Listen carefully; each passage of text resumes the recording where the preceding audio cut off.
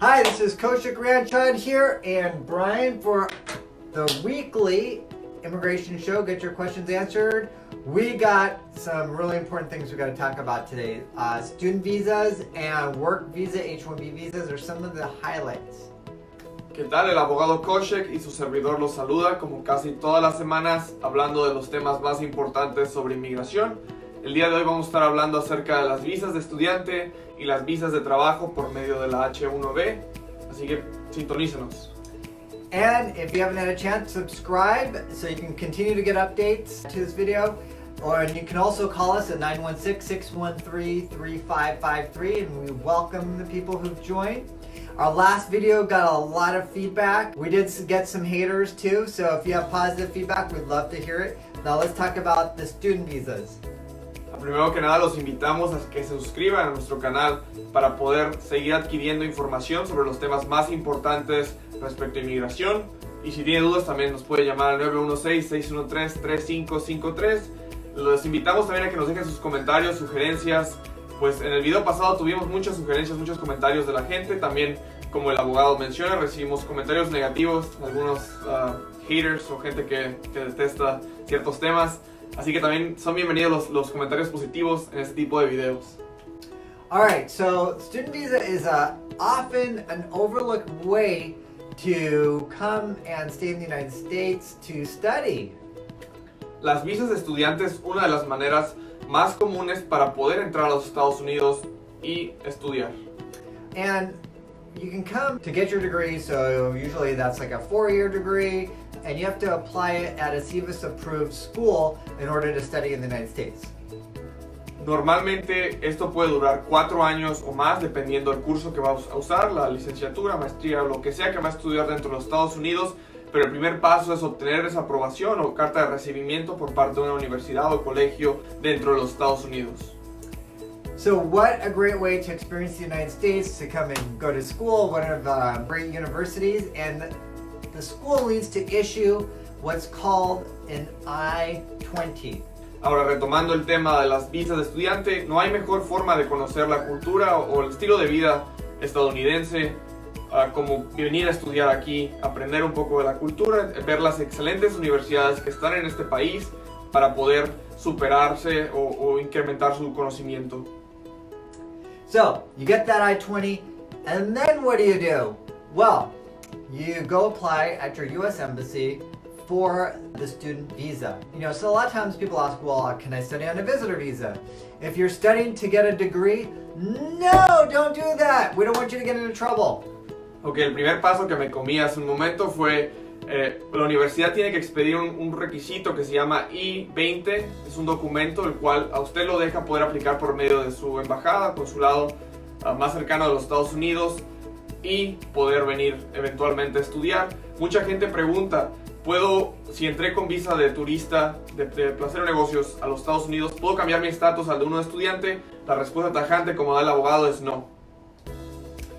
Alright, then you apply at your U.S. Embassy. One of the things they're going to look at is, do you have what's called non-immigrant intent? Because the student visa is a non-immigrant intent visa. Una vez que aplicas por medio de la embajada o consulado estadounidense más cercano a ustedes, les van a cuestionar o van a pedir que comprueben la no intención de permanecer en los Estados Unidos, es decir, que su plan es simplemente temporal, venir a estudiar y nada más, no tener muchas razones para quedarse en los Estados Unidos. So what that means is that you need to have the intent to return home after you complete your studies. Es decir, tiene que tener la intención de regresar a casa inmediatamente después de que ustedes terminen sus estudios aquí en los Estados Unidos. Now, the great thing about student visa is at the end of your program, you can apply for something called OPT. What's OPT? La gran ventaja de las visas de estudiantes es que puede aplicar inmediatamente terminado su curso para algo llamado OPT. ¿Qué es el OPT?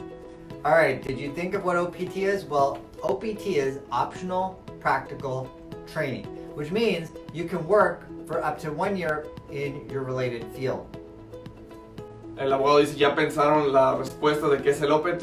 El OPT es el entrenamiento, el programa de entrenamiento práctico una vez acabando sus estudios, que les permite por regla general practicar, laborar en cuestión a la materia que estudiaron o al grado que terminaron la escuela, para poder obtener más conocimientos prácticos sobre la materia, y normalmente tiene una duración de 1 año. And that's generally done at the end of your program. After that, we get clients who want to apply for what's called an H-1B, which is a work visa. Normalmente este tiempo práctico para poder ejercer esa materia que se estudió ocurre una vez que acaban los estudios, a veces es en el Inter, pero normalmente es una vez terminando los estudios. Y ahora, ¿qué pasa con aquellos que desean cambiar su estatus estando aquí como visa de estudiante y pasar a una más bien de trabajo? Y es lo que se le conoce como la H-1B. And we got a comment from one of you about, well, they loved our H-1B video, so I'm giving you an update on what is going on 2019. The latest on H-1Bs, because things have changed significantly in the past few years. Uno de los comentarios más recientes, gente que quiere actualizaciones sobre la H-1B, este tipo de visas, qué está pasando, qué va a pasar. Así que el abogado les va a dar las noticias más relevantes respecto a este tipo de visas el día de hoy, 30 de mayo del 2019. Alright, so first, before I jump into the changes, I'm going to lay the foundation and kind of give you the basics here of the H-1B work visa. It's something that it's a visa where the employer requires specialized knowledge for the position, making it a specialty occupation. Les va a dar un poco de fundamento antes de tocar el tema de los cambios sobre qué es las visas H-1B, y esto es el tipo de peticiones que realiza un empleador cuando requiere una persona con conocimientos especializados y muy específicos para laborar en su empresa, el cual no cualquiera puede cumplir. So you need to have a 4-year degree or equivalent in experience in order to qualify, and you need to also have the specialized knowledge for that specific position. And if you have questions, give us a call, 916-613-3553. El requisito principal es tener 4 años de estudio sobre esa materia específica o tener esos 4 años de experiencia laboral comprobables sobre esa materia en específico para ese puesto que necesita la empresa específicamente. No puede ser algo muy general. And the employer is required to pay the market wage rate for the position. And the way this is demonstrated is filing what's called a labor condition application with the Department of Labor. So all of those, people out there saying, oh, well, immigrants are just undercutting wages and whatnot. That's not true, because the market wage rate has to be paid. Otro requisito es que el empleador debe de pagarle a este futuro empleado el precio real del mercado sobre esa posición.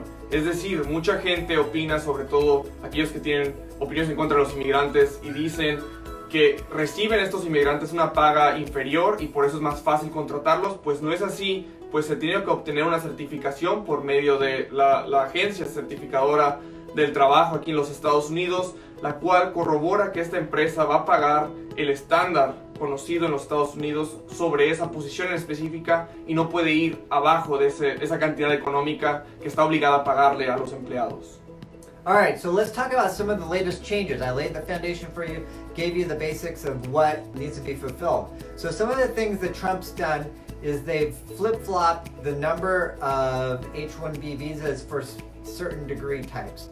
So every year, April 1st, you can apply for the H-1B to start on October 1st unless you're CAP exempt. I'm not going to get into what's CAP exempt in this video because that's a whole nother discussion, but most of you are going to be what's called CAP subject.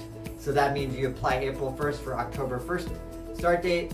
An example of CAP exempt is if you're affiliated with a university or working at a university, then you may be CAP exempt or Institute of Higher Education. So back to applying on April 1st. We're going to talk about the numbers of spots available next. Uno de los cambios más recientes con esta administración del presidente Trump es acerca de cuándo se puede someter, qué cantidades de visas se pueden someter o ser aprobadas al año en una especie de sorteo. Hay ciertos candidatos en los cuales no están más bien están exentos a este tipo de requisitos de someter en ciertos periodos. Es decir, normalmente la temporada para someter es abril primero del año que sea, para poder trabajar o comenzar a trabajar oficialmente el 1 de octubre del año que se aplica. Hay ciertas posiciones, como por ejemplo los que trabajan de forma académica para una universidad o para otro tipo de instituciones. Ellos pueden estar exentos a seguir estos requisitos en orden de poder aplicar para este tipo de visas, pero enseguida va a estar explicando qué son esta cantidad y cómo aplicar ese 1 de abril de cada año. So, one of those changes are the flip-flop of the number of spots available for master's degree versus bachelor's degrees. Normally, before, there were 65,000 spots available for bachelor's degrees and additional 20,000 for master's. So that's flip-flop, where master's degrees are given the priority and bachelor degree individuals are no longer given the priority. Otro de los cambios, como se les dice, el giro que hay, pues antes se le daba prioridad a las licenciaturas, dándoles 55,000 aproximadamente aprobables al año, y comparada con las 20 y tantos mil que recibían las maestrías o estudios superiores, el cual ahora es invertido y le están dando prioridad a la gente que tenga más estudios avanzados, es decir, maestrías en adelante, y reciben esa cantidad mayor de visas que pueden ser aprobadas, y las licenciaturas simplemente reciben esa cuestión de los 20,000. So we represent a lot of physicians and individuals with higher degrees, such as a master's or higher. So this year for our H-1B cap, what we saw is that many more people with masters or higher ended up actually getting accepted for the H-1B cap because there's less people applying who have masters or higher degree. Este año pudimos darnos cuenta que la gente con estudios superiores, normalmente la mayoría de nuestros clientes en esta categoría son doctores con especialidades ya sea de maestría o inclusive superiores. Ellos se vieron beneficiados pues al no haber tantos candidatos que aplican, y ahora la cantidad de casos que pueden ser aceptados estando en esa categoría específica es menor y es mayor en cuanto al recibimiento del gobierno. Hubo muchísimos más casos que fueron aprobados, lo contrario con la gente con licenciatura, al ser más los que aplican y menos la cantidad de aplicaciones que van a ser aprobadas por parte del gobierno, se vio muy reducida y afectada por este giro total. Alright, well that is it for today. I want to thank you for tuning in. Feel free to post your question below. If you want to see a video about a certain topic, also let us know. And we wish you an awesome week. Tune in next Thursday and have an awesome day. Eso sería todo por el video de hoy. Muchísimas gracias por sintonizarlos. Les recordamos que nos pueden mandar sugerencias de temas que quieran saber. Como hemos recibido cada semana muchísimos temas, seleccionamos al azar de cuál hablar en cada video. No hay tiempo para todos, pero por favor los invitamos a que sigan mandándonos sus temas para poderles dar respuestas de los mismos. Muchísimas gracias por su tiempo y que tengan un excelente día.